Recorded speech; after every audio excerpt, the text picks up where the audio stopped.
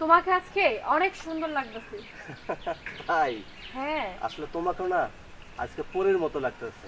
ও আচ্ছা, আজকে আরো ভালো লাগতেছে। প্রাকৃতিক দৃশ্য, আবহাওয়াটা অনেক ভালো। আকাশে মেঘ, হ্যাঁ। চারিদিকে সবুজ, ঘাসে ভরা মাঠ, আর পাশে হলো তুমি। তাই জন্যই সময়টা অনেক সুন্দর কাটতেছে আমার। হ্যাঁ, ঠিক বলছো।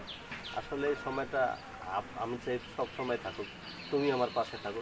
আমার না অনেক ভালো লাগে, এই জন্য তো অফিস ফাঁকি দিয়ে তোমার কাছে চলে আসি।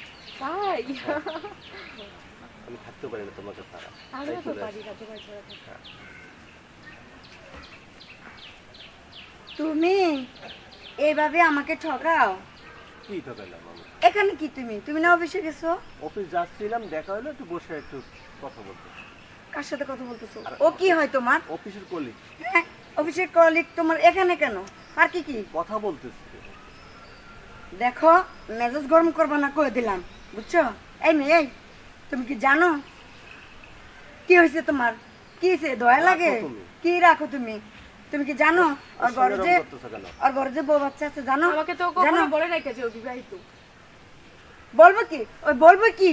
ওই তো মানে ঘরে বউ রেখে আড্ডা দিব, ওর তো চিন্তাই সেটা। চলো চলো চলো চলো, আজকে তোমাকে দেখাচ্ছি মজা। চলো, এসব মেয়েদের সাথে কি, ডিস্কো মেয়েদের সাথে তোমার কি এখানে?